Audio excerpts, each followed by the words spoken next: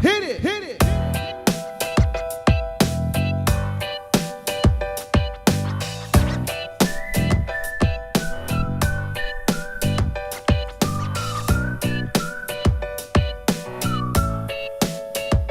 Hi, welcome to the Marley Bird YouTube channel. In this video, we are going to make some super cute little slippers for kids.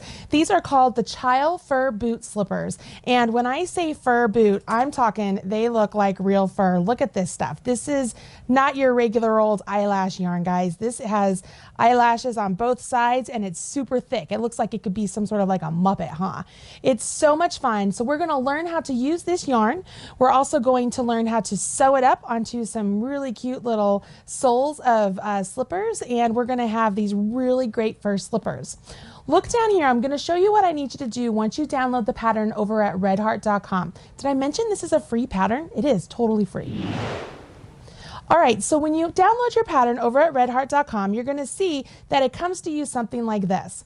The first thing I want you to do is grab a highlighter, and I want you to highlight the size you're going to make.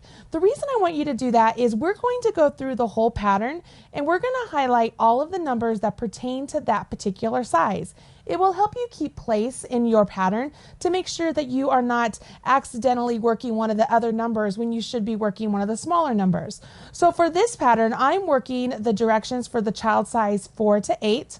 And so that number is the number outside of the parentheses. All the numbers inside the parentheses pertain to either child size 7 to 11, 10 to 2, or 2 to 6. And those are child's shoe sizes, okay? So when I go through the entire pattern here and I start working with the sole, right here I'm going to make 2 of them because we have 2 feet.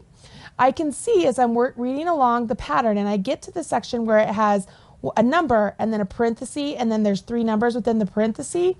I want to highlight the outside number because I'm doing the size that pertains to that number on the outside. Does that make sense?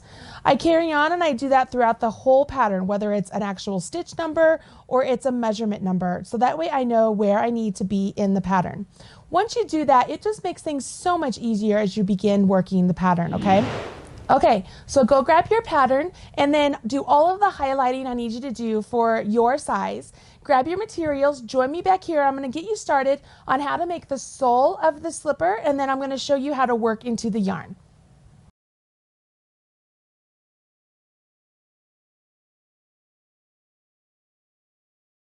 All right, you've prepared your pattern, you've gathered your materials. Let's go ahead and jump in and make the sole of this slipper. The first thing the pattern wants us to do is to cast on 5 stitches. Again, remember that I am making the smallest size. If you're making one of the other sizes that you've highlighted the numbers for, I want you to use that cast on number.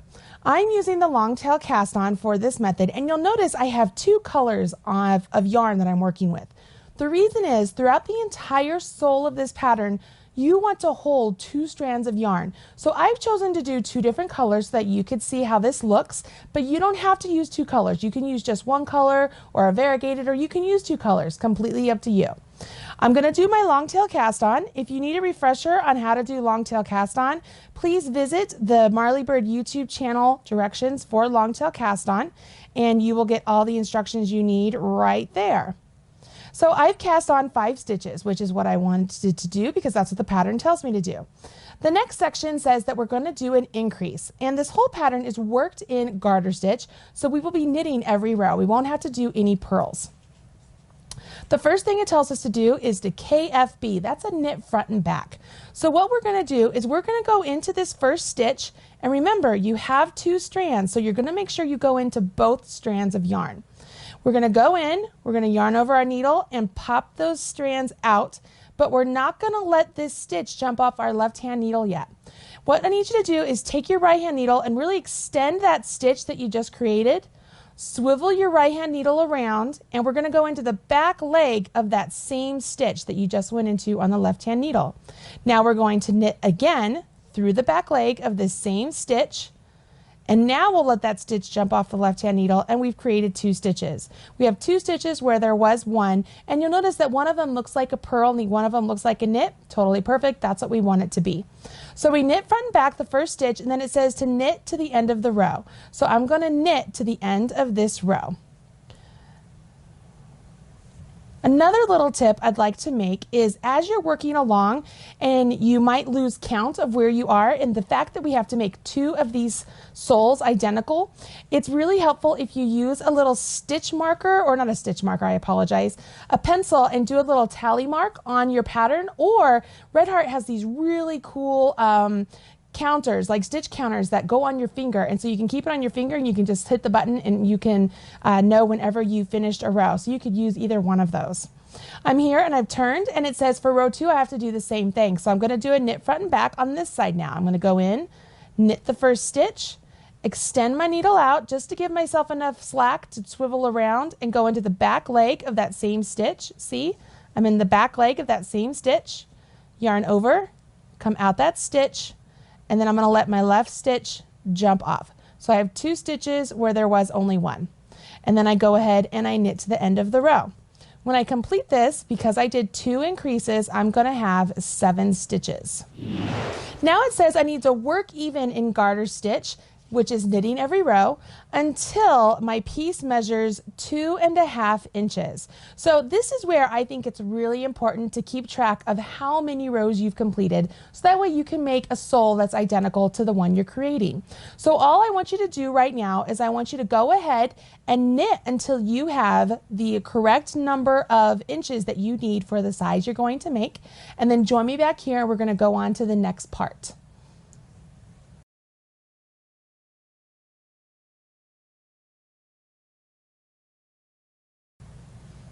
All right, so you're done with the first section. We're moving on to the next part where we have to increase out for the pad of our foot, all right, for the ball of our foot. Look down here, I'm gonna show you what you need to do. You can see right here that I have 2.5 inches completed, and I'm getting ready to work the next section, which says I need to repeat row 1 twice. So again, row 1 was a knit front and back, right? So I'm going to go into the first stitch and knit it, give myself a little slack, swivel around, and go into the back leg of the same stitch. You'll notice now that I'm back to where I'm showing you how it looks in the same color. I wanted you to be able to see what it looks like in one color also, so that you don't get confused if you are seeing it with one color and I was showing you with 2 colors. Then it just says to knit to the end of the row.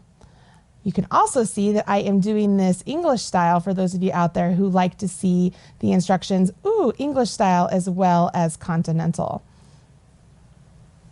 And one more. Now it says to repeat row 1 twice, so we're going to do it 1 more time, and this will give us our increase for the ball of our foot. Once we finish this increase, remember I have to do a knit front and back, and now jump off. Once we finish this row 1 twice, then we're going to go back to working just in plain garter stitch, which is knitting every row until the piece measures 4.5 inches for me, for the size I'm making. If you're making a different size, your size should actually be highlighted if you followed the instructions at the beginning of this video, and I want you to work until your piece measures that number of inches, okay? So we are going to just pretend that we have the correct number of inches here, and we're going to go on to the next section, okay? So we're going to pretend I did those increases and it's time for me to work 4.5 inches until it works 4.5 inches. So we're going to imagine this is total 4.5 inches, okay? Because the next row is a decrease row, and I want you to see what that is. So we are just going to pretend, okay? So the next row, we're going to do decreases, and this is the shape for the toes. So this is really easy, you guys. We're going to start off with a knit 2 together. So for a knit 2 together, remember we have 2 strands of yarn here that we're using. So we want to make sure that we are going over and we're working both stitches. So you're going to have 4 strands of yarn, and you're going through both of those stitches, and we're going to knit those 2 stitches together, just like that. So what we had 2, and we've now turned those into 1 stitch. Then it says knit to the end of the row. So I'm going to go ahead and I'll knit to the end of the row. This is really fast when you're making little kid stuff. It goes super quick. It's actually quite convenient. So once I do this, I am going to have a total of 8 stitches, because I had 9 and now I'm going to have 8. Now it says to repeat the last row of decreases 3 more times. okay? So I will end up with 5 stitches. So if I'm going to repeat it 3 more times, I'm right here. I'm going to do a knit 2 together. So I'm going into the second stitch on my left hand needle and through the first stitch, and then give myself some slack. And then I will knit those 2 together and then finish my row. Once I'm done and I have all of the stitches worked and I'm left with my 5 stitches, I'm going to bind off and set this aside so the sole is complete. What I would do is I would do the second sole right now. Once you complete the first sole, just get it done and out of the way so that way you can move on to the leg of the slipper and you will have no problem with like second slipper syndrome. So I am here, I'm doing, this is the second decrease that I've done, and then I'll have one more and I can show you how to bind off, just so those of you who aren't really sure how to bind off, I can show you how to do that. So I have one more decrease, so I'm going to do my knit 2 together. Did I do an increase last time? I did an increase. Are you kidding me? That is so funny. So I'm going to show you how to tink. You want to tink? So I'm going here and I'm going to go into the mother of that stitch that's on my right hand needle and drop my stitch off my right hand needle. I'm doing this rather quickly. You can go check out the tinking video if you want to find out more about how to tink, but essentially I'm just stretching the stitches out and I'm taking my left hand needle and I'm sticking it into the stitch below the stitch that's on my right hand needle, and I'm unknitting all the way down the row. And then this one, I'm going to let that one fall off because that was a stitch I created, and then I'm going to do that. So now I'm back to where I was and I need to do an actual decrease, not an increase. So I'll do my knit 2 together. Geez, some things I just don't know. All right, and I'm down to the end here, and then one more decrease. Now I really do have a decrease. So I will do my knit 2 together as I split the yarn and then knit to the end of the row. Once I do that, as I mentioned, I'm going to do my bind off. So I will do my bind off right now, and it's really super easy. I have my 5 stitches. I go ahead, I knit the first stitch and let it go to my right hand needle, knit the next stitch, right hand needle. Now I take my left hand needle, go into the first stitch I completed and have it jump up and over the second stitch. Take my left hand needle off, and it's like that stitch is around the throat of this stitch right there. It's like it's a scarf, okay? It's a scarf around the stitch, the second stitch we did. So we have to do that again. We knit 1 stitch, have the back stitch, jump up and over the front stitch and off. Knit 1 more stitch, back stitch, jumps up and over the front stitch and off. Last one, knit 1 more stitch, back stitch, jumps up and over the front stitch and off. Once you're done binding off, leave a tail that's at least 6 inches long, finish off your work and set it aside, and we'll get started with the first slipper.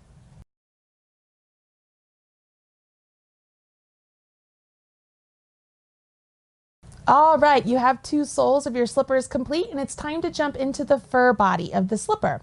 Now, what's really great about the fur body is you make it separate from the slipper and then you seam it on. Now, that might seem a little scary, right? Because there's a lot of fur going on here, but that's actually one of the convenient things, is that nobody's ever going to see anything, because I can't see stitches at all in here. It looks like just one big furry softness of goodiness. Like, it just feels really great. So when we complete this, we will sew it on to the sole of our slipper. The other great thing about not being able to see the stitches is nobody is going to see your mistakes. The bad thing about not being able to see your stitches is if you drop a stitch, you're not going to be able to find it. So it's very, very important that you really keep track of your stitches as you're working along with this. Let's take a look at the yarn a little bit, and I'm going to talk you through this. This particular yarn we're using is called Red Heart Boutique Fur. And I mean, I am telling you, as I said at the beginning, it's not your basic eyelash yarn, you guys. There are so many more lashes attached to this center seam right here, and it's on both sides, and it is really soft and just really cuddly and warm. Like, it feels really good. So as you're knitting along with this, it's really difficult to see the stitches as they're made because there is the eyelashes on both sides, right? So it's going to be really important that as you're knitting, you are really using your fingertips to kind of feel for that seam, to find where you need to take your needle and put it into the stitch to actually knit it, okay? You're going to go a lot by feel with this. And that's the best way I can explain it. Okay, I'm not going to work with this in the video because I feel like you're not going to be able to see it very well, but I am going to show you a couple of cast-ons and a couple of the first stitches so you can see how it will look. And then I'm going to talk you through what you need to do with this particular pattern, okay?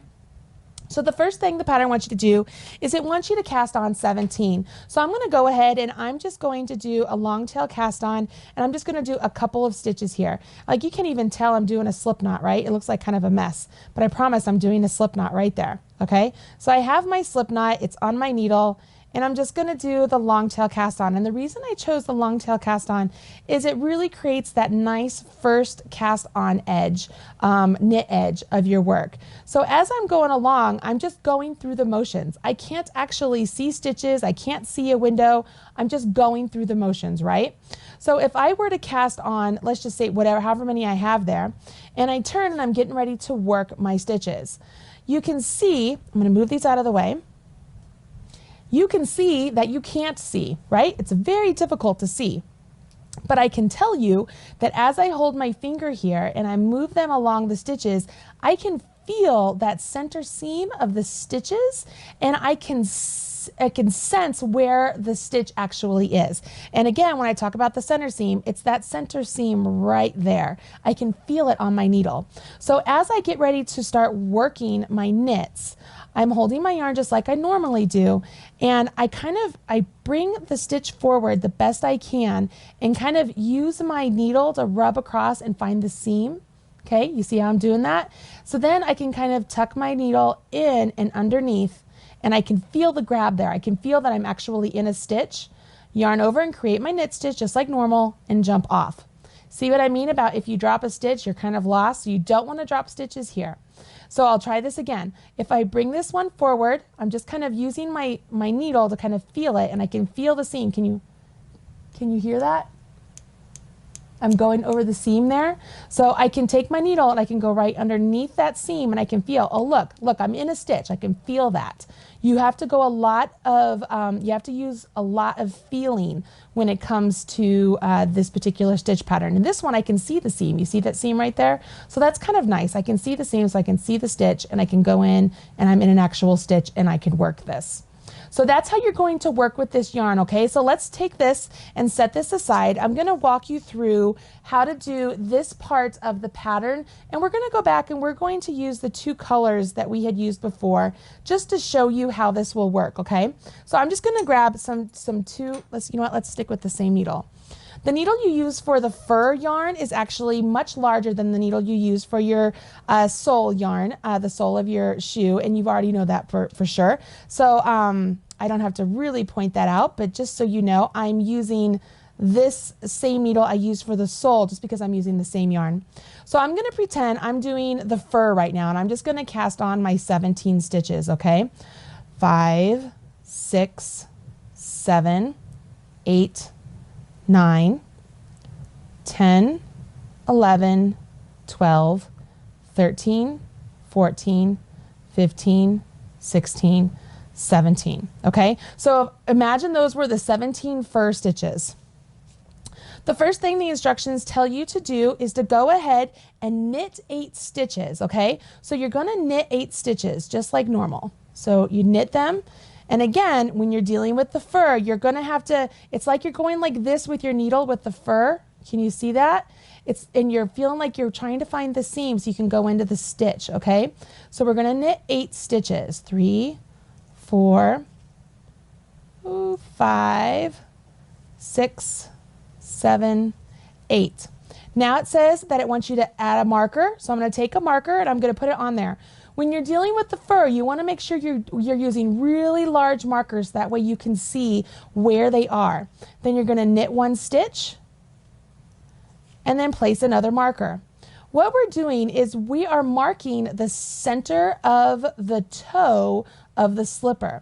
And we're going to decrease in towards the center stitch there. It's the stitch between the markers for X number of rows. And once we're done decreasing in to shape the top of the foot, we'll work straight up, and that will be the body of our slipper sock, okay? So now we have these nice stitches. I've knit 8 and then put a marker, knit 1, put a marker, knit 8. If you're dealing with other numbers, make sure you're working with the numbers that pertain to the size you're making. I'm going to keep repeating that so you guys don't accidentally use my numbers, okay? So I've done that, and it says that we are going to go for row 2, which is a decrease row. What this decrease row is doing is, if you imagine that center stitch right here is the top of our toe, we are going to decrease all the stitches in towards the top of our foot to really shape the top of the slipper, okay? And it's really easily done. And so we are going to go ahead, we're going to knit to within 2 stitches of the marker. So I'm going to knit to within 2 stitches. And again, this is going to be difficult when you're dealing with the fur yarn. So it's almost easier to kind of remember how many stitches you had. So if I had 8 stitches of fur yarn, I would knit 6, and that would leave me with 7 and 8. And those 7 and 8 would be the ones that I'm dealing with. So counting as you're going along when you're working with the fur really does help, okay?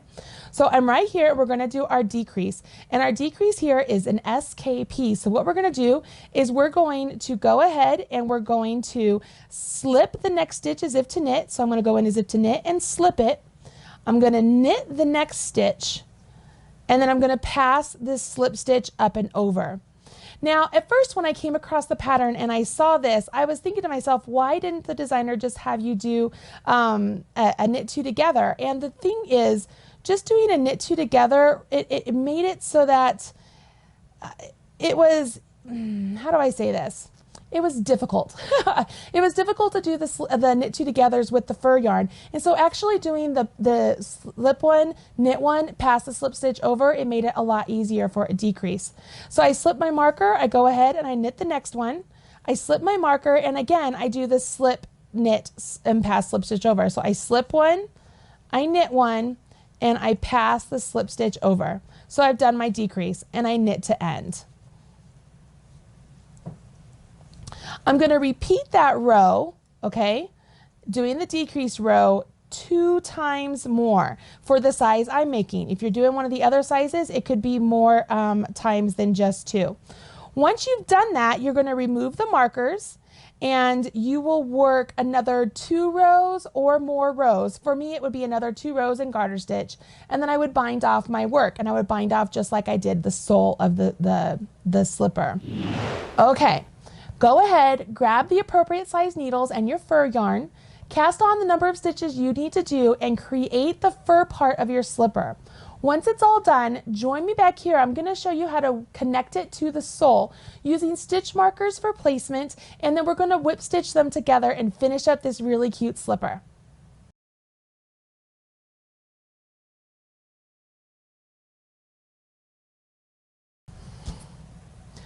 Whew, that was a lot of knitting, wasn't it? It's so much fun to knit with this fur yarn, but it can be a little bit difficult. Hopefully your guys's turned out really well, and as you were knitting along, some of my tips really helped you as far as feeling the seam for the fur.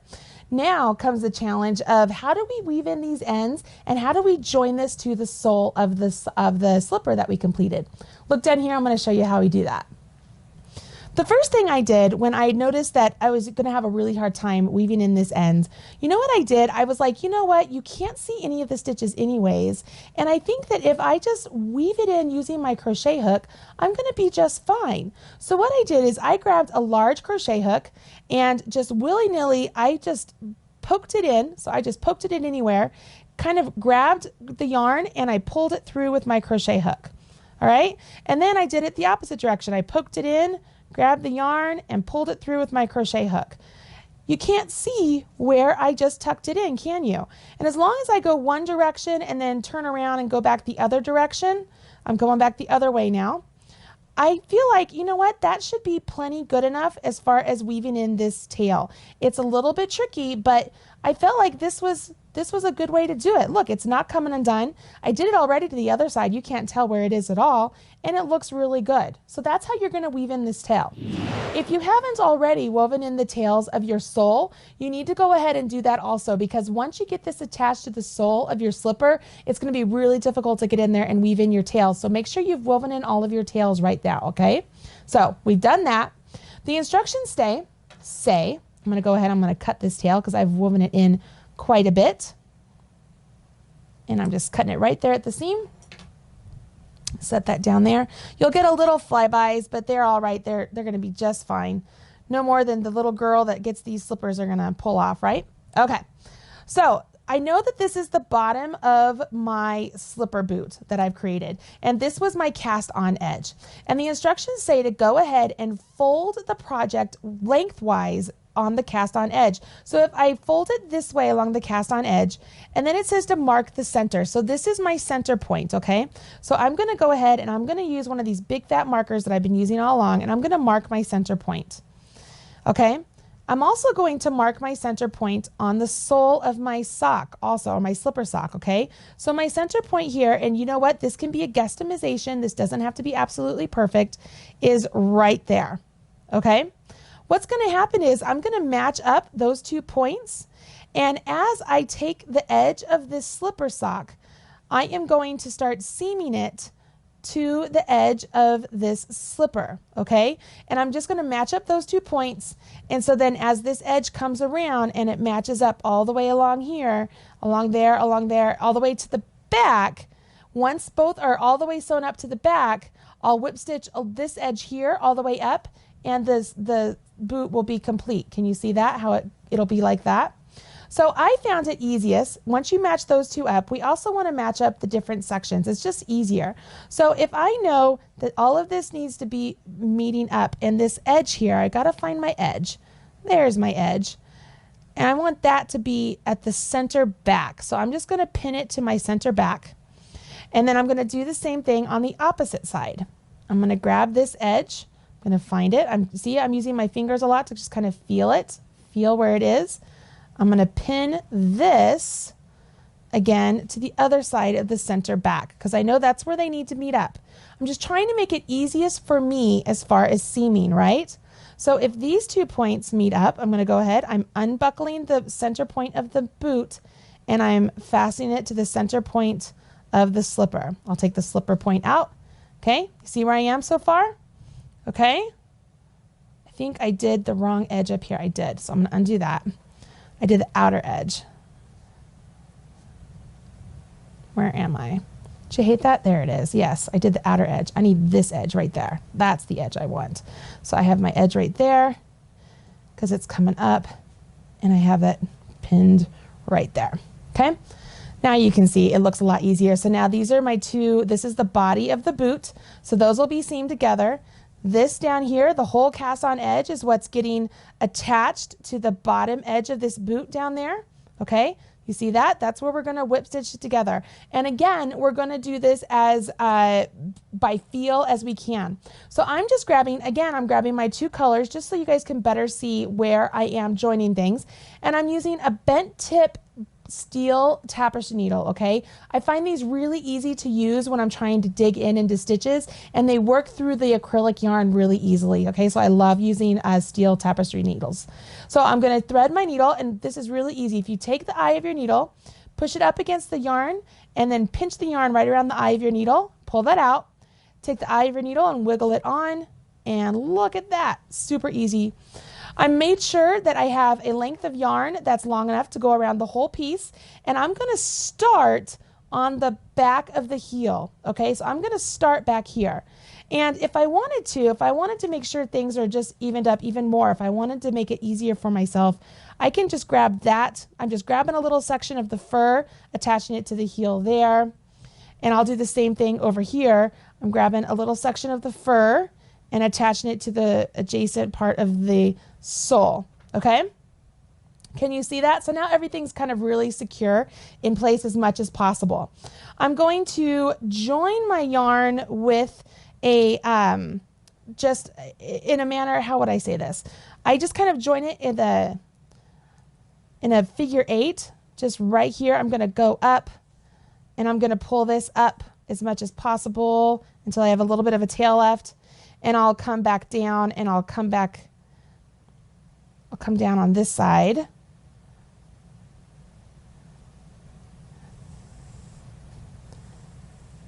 And then I'm going to come back up over again over here. Okay?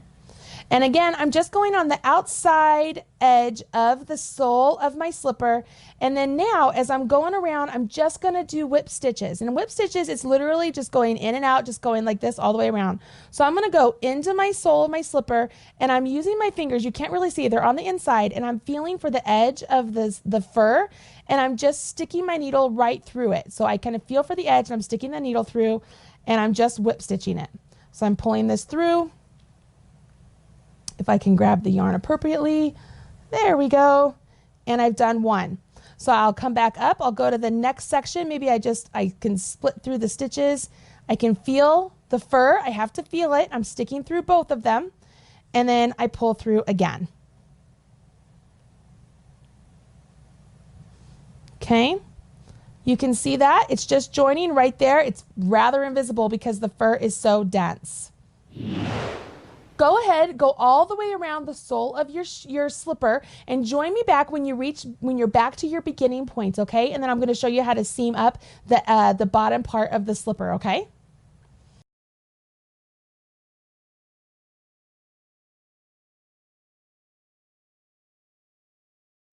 All right, you have it all seamed up and it's time to seam the back of the slipper. So look down here and I'm going to show you what you need to do.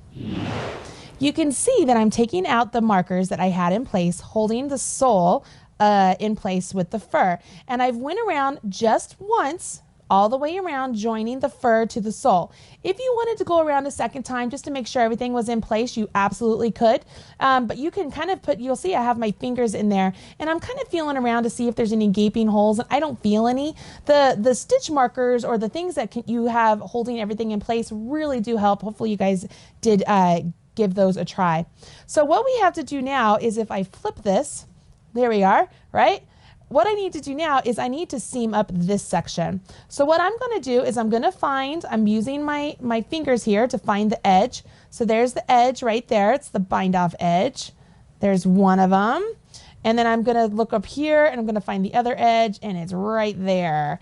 And so I'm going to mark it. I find the markers really helpful, you guys, because it helps me keep things in place. So if I have this edge and this edge, and I want them to meet up at the very end, right? So what I've done here is I've marked both edges and I'm just going to kind of hold those in place. And so as I have the heel of the slipper pointing down here, I have this opening and this is what I'm seaming closed. So just like you did when you were seaming the sole to the fur, you're going to do essentially the same thing, only now we're going to make sure these hold in place. Okay, and we're going to do a whip stitch. So you're going to grab the side edge here. So I'm just going to go in, grab a side edge there. I'm going to go across to the corresponding side, grab a side edge there, pull my needle through. I know this is really hard to see. I have both edges and I'm pulling up. You'll see I have my yarn that I did around the entire piece here still attached. Like I'm not doing a new thing of yarn at all. I'm just doing the exact same piece of yarn. I'm not going to go back this direction. You could. I'm just going to come back across, grab this side again, and come across and grab the corresponding side once again, making sure I have something there and it's not just the wisps of the eyelash of the fur. All right, so I am just whipping this all the way up. And if you're using yarn or the same yarn that you use for the sole to whip this closed, look, it doesn't even show. Like even the two colors I'm using, I can't see anything. It looks really cool. And it's because of the thickness of this really great fur yarn. You know, I have been a fan of eyelash yarn literally since I started knitting. And it doesn't matter how accomplished of a knitter I get, I am still like, I am entranced by fur yarn. And this yarn, when I saw it at the Red Heart Home office, when they pulled it out to show me that this was their new yarn, I got so giddy and excited. And then they showed me that this cute little pattern was something I could teach people how to make. And I was like, you've got to be kidding me. This is so adorable. And so I'm just super thrilled that I'm able to show you guys how to make this really cute pattern. You know what? I don't even think I told you who was the designer of it. Why don't I look that up?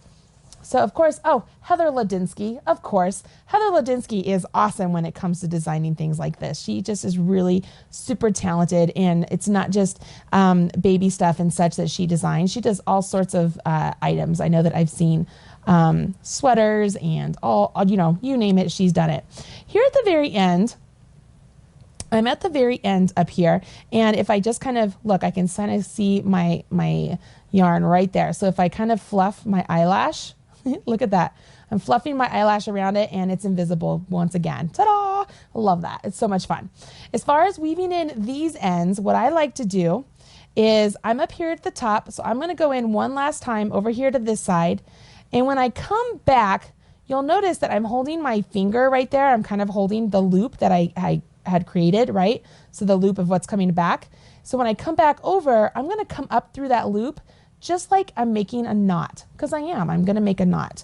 I know you're not supposed to put knots in your crochet, you're not supposed to put knots in your knitting, but I am going to make a knot because this is really thick, fun yarn, and it's for a child who is probably going to be really rough on the item. So I want to make sure that what I am creating is not going to come undone, right? I'm just going to put a little knot right there, just pull it through. All right, so I have my knot. I'm going to kind of flip to the inside, and I can see if I move the fur, I can kind of see the yarn here that I've created, you know, that I've been whip stitching. So I'm just taking my needle and I'm coming right down there. Can you see that? I'm just threading right through the whip stitch that I did. I'm coming down it, and then I'm just going to kind of pop back up through it again just to weave in my ends, because they're on the inside, they're never going to show. And I'm going to do it one more time. And as I'm doing this, I want to point out that as I'm sticking my needle in, I have my fingers here on the other side, feeling to make sure that my needle isn't coming through. And I'm going to pop it back down. I'll go ahead, I'll trim this up,